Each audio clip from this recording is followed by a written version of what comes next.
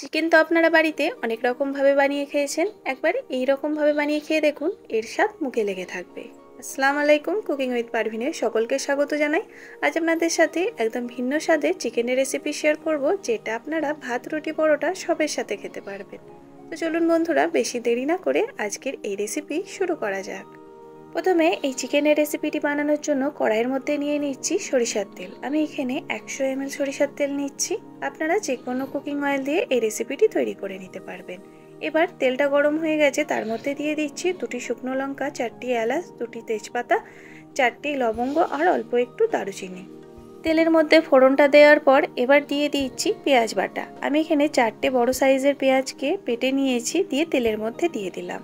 পেঁয়াজ বাটাটাকে ভেজে নিয়ে হালকা গোল্ডেন ব্রাউন করে নেব।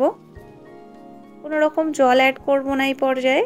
তেলের মধ্যে পেঁয়াজটাকে নাড়িয়ে নিয়ে খুব ভালো করে ভেজে নিতে হবে, খুব ভালো করে নাড়াতে হবে, না হলে তলাটা পুড়ে যেতে পারে। তো আমি এখানে পেঁয়াজটা বেশ খানিকক্ষণ ভেজে নিয়ে এখন দেখুন কালারটা চেঞ্জ হয়ে গেছে। এবার এর মধ্যে দিয়ে দিচ্ছি আদা রসুন বাটা। আমি এখানে 2 চামচ আদা রসুনের পেস্ট দিয়ে দিচ্ছি আর দিচ্ছি স্বাদ মতো লবণ। আদা রসুন আর লবণটাকে দিয়ে হালকা করে ভেজে নেব, এতে করে আদা রসুনের কাঁচা গন্ধটা চলে যাবে। গ্যাসের ফ্লেমটা লো টু মিডিয়ামে রেখেই আমি আদা রসুনটাকে ভালো করে কষিয়ে নিচ্ছি। এর পর্যায়ে আমি কোনো রকম জল অ্যাড করছি না।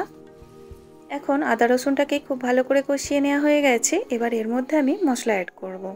প্রথমে দিয়ে দিচ্ছি ধনে গুঁড়ো। আমি এখানে 1.5 চামচ ধনে গুঁড়ো দিয়ে দিচ্ছি।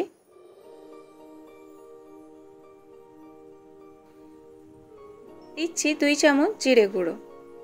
আমি এখানে 1 কেজি চিকেন অনুযায়ী মশলাগুলো অ্যাড করছি। আপনাদের চিকেনের পরিমাণ অনুযায়ী আপনারা মশলাগুলো কমিয়ে বাড়িয়ে নেবেন।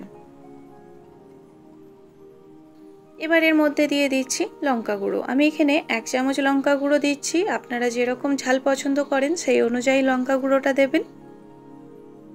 এবার এই সমস্ত মশলাগুলোকে খুব ভালো করে কষিয়ে নিতে হবে, তাই অল্প অল্প জল অ্যাড করে খুব ভালো করে এই মশলাগুলোকে কষিয়ে নেব, যাতে মশলার কাঁচা গন্ধটা চলে যায়। বারে বারে অল্প অল্প জল অ্যাড করে এই মশলাটাকে কষিয়ে নেবেন। খেয়াল রাখবেন যাতে তলায় পুড়ে না যায়, তাহলে এই রেসিপির স্বাদ অন্যরকম হয়ে যাবে, খেতে মোটেও ভালো লাগবে না।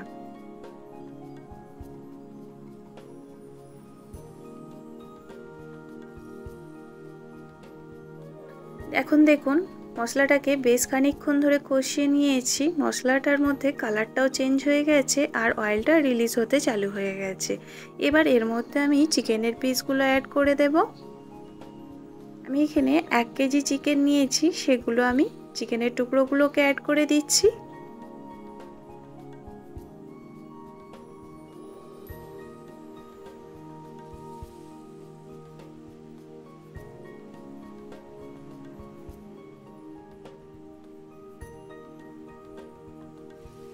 এখানে সব চিকেনগুলো আমি মশলার মধ্যে দিয়ে দিয়েছি। আবারও চিকেনটাকে মশলার সঙ্গে খুব ভালো করে কষিয়ে নিতে হবে।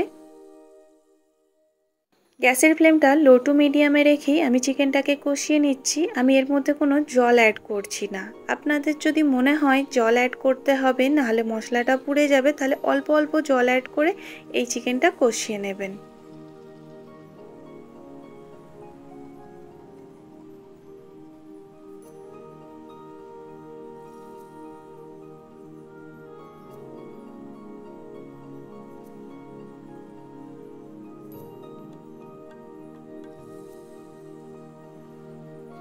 চিকেনটা ততক্ষণ কষানো হোক, এর মাঝে একটা পেস্ট তৈরি করে নিই।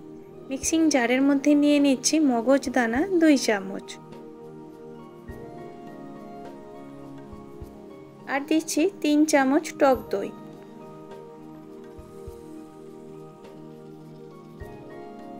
এবার এই দুটি উপকরণকে খুব ভালো করে বেটে নিয়ে পেস্ট বানিয়ে নেব। চিকেনটা কষানো হচ্ছে। এবার যে পেস্টটা তৈরি করলাম সেটা আমি চিকেনের ওপর দিয়ে দিলাম।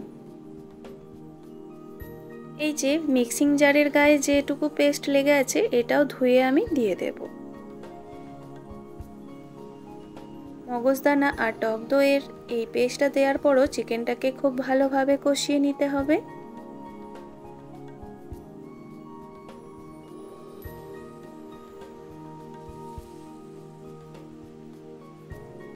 দেখুন খুব ভালো করে কষিয়ে নেওয়ার পর এখন তেলটা উপরে খুব সুন্দরভাবে উঠে এসেছে। এবার এর মধ্যে দিয়ে দিচ্ছি কাঁচা লঙ্কা। আমি এখানে 6টি কাঁচা লঙ্কা চিড়ে নিয়েছি, সেটা দিয়ে দিলাম।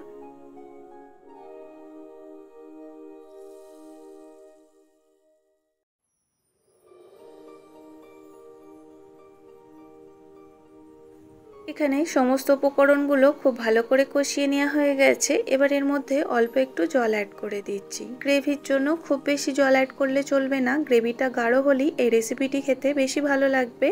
তাই খুবই সামান্য পরিমাণ জল আমি এর মধ্যে অ্যাড করে দিলাম। এবার গ্যাসের ফ্লেমটা একদম লোতে রেখে ঢাকনা বন্ধ করে 10 মিনিটের জন্য কুকড হতে দেব।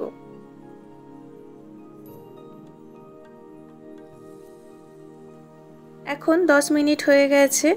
দেখুন গ্রেভিটা অনেকটা গাঢ় হয়ে গেছে আর খুব সুন্দর গন্ধ বেরোচ্ছে। উপর থেকে একটু ধনেপাতা কুচি ছড়িয়ে দিচ্ছি, এতে করে দেখতেও ভালো লাগবে আর ধনেপাতার ফ্লেভারে এই চিকেনটা খেতেও ভালো লাগবে। গ্যাসের ফ্লেমটা বন্ধ করে দিলাম। চিকেনটা এখন পারফেক্টলি রেডি হয়ে গেছে। দেখুন আপনাদেরকে পরিবেশন করে দেখাচ্ছি দেখতে কতটা লোভনীয় লাগছে। দেখতে যতটা লোভনীয় খেতেও অসাধারণ হয়। ভাত, রুটি, পরোটার সঙ্গে খেতে খুবই ভালো লাগে। তো বন্ধুরা, আমার এই রেসিপির ভিডিও আপনাদের কেমন লাগলো অবশ্যই কমেন্টে জানাবেন। ভালো লাগলে লাইক করবেন।